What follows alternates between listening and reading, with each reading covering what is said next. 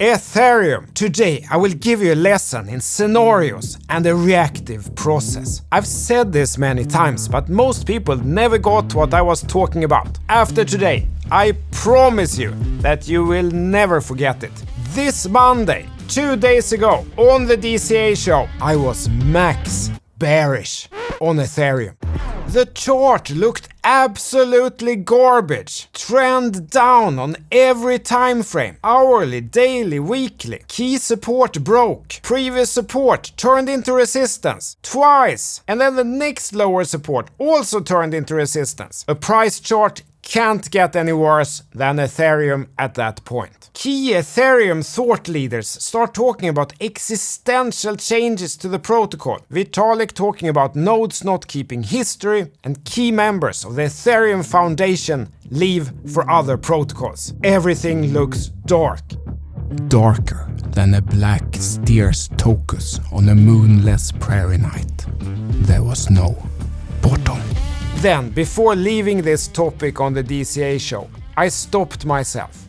Strong opinions loosely held. I thought, what would make me change my mind? What would be the scenario which, if it happens, would completely change the picture? And I said this. I think the only thing that could save Ethereum here is some regulatory thing. That Ethereum ETF gets approved and no other protocol gets approved because they are the oldest and most decentralized or something like that. If that becomes a political or, SEC decision or something like that, that would change the picture. But if we're not getting that, this is not looking so great, to say the least. That was on Monday at 5 p.m. something, max bearish. Then the same evening, when I'm sitting at home in the sofa, I see Eric Balchunas tweet this. He tweeted at 9:20. I read it maybe 9:25, retweeted, fixed something in my retweet at 9:28. In 3 minutes, I completely changed my mind. Let's go on the 1 minute chart for fun. So 9:28 my time was 7:28 UTC time. So that was here at price 3,300. I didn't see it here at 9:20, but at 9:28 I had completely changed my mind about Ethereum from max bearish to bullish. Now price is 3,700. How could I do that? Because I had already thought out what would be the scenario that would change everything. And then the same day, exactly that actually happens, much to my own surprise. Then I don't have to start any mental gymnastics. It's already clear, reactive. If this scenario happens, then this. If that scenario happens, then that. So what changed things?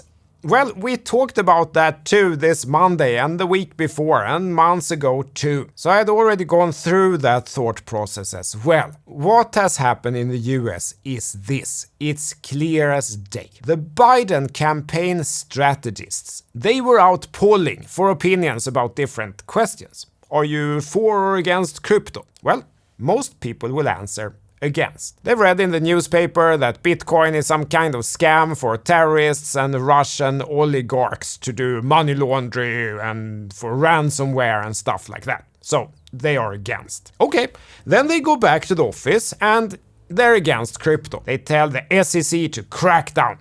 Gary Gensler cracks down. Fine, some big companies, a couple of billions, saying that they've listed unregistered securities, and then they don't provide the form to register the said securities. They put some programmers in jail. Then the rest will stop programming. Great. People will like it. They were against crypto, right? Election win in the bag. The problem is what they failed to understand, and what I think it was Monday who said it best. It's like going out and say, well, in our party, we hate dogs. What happens then is that those who don't have a dog, because they also don't like dogs, maybe they like cats, they don't really care. They care about the environment, taxes, immigration, foreign policy, homeless people on the streets. They're not thinking about dogs. So you don't really win anyone's vote by saying that you hate dogs. But The people who love dogs, who have a dog themselves, who feel that this dog is like their baby, almost as deep and strong and loving emotion as a crypto holder feel for their favorite meme coin. They will vote against that party. Whatever the other party is saying, doing, representing, they will vote for the other party. We realized this years ago. Why are those party strategists so dumb? They're losing voters on this. But better late than never, and perhaps the Biden office only realized now that they're about to lose 60 million US voters who care about crypto and are not Russian oligarchs but regular hard-working American voters. Or maybe one person in that office watched the DCA show. Who knows? Regardless, they go, oops. And they call an emergency meeting, and then they call Gary. Gary, change of plans, 180 degrees. In Swedish we call that lappkast. It's when you turn the skis the other way in the ski track. So suddenly Gary loves Ethereum. All American technology, blocks made in the USA. Did we say yesterday that all coins except Bitcoin are securities? No, you got that all wrong. We said it's not a security. Bitcoin, Ether, Litecoin, Bitcoin Cash. The SEC realizes it's a security.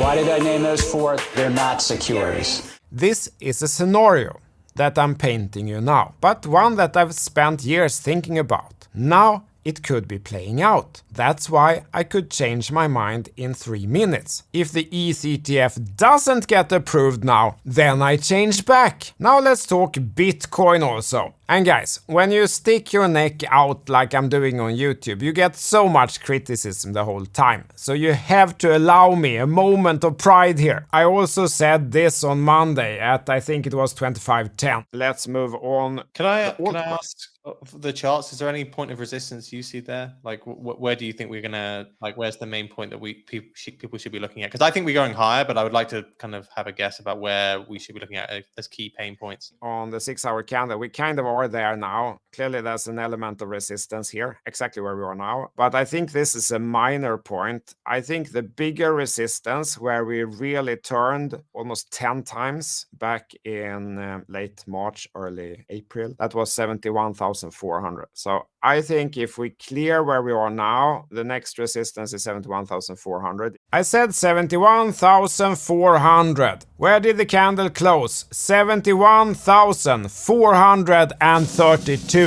I see now everyone starts saying, are you not entertained? But let's play the clip I made a year ago.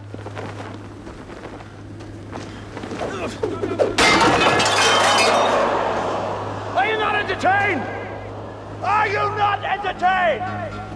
Don't get scammed, guys. I have only one website. It's ctolarsson.com. Course with Lars Online. Pro over here. And Solana. We nailed that one too. Lars Online never flipped blue. We nailed the horizontal support level to monitor. It was 0.002. Never broke. Now we take it from here. React. Strong opinions. Loosely held. Thank you, tack. CTO Larsson out.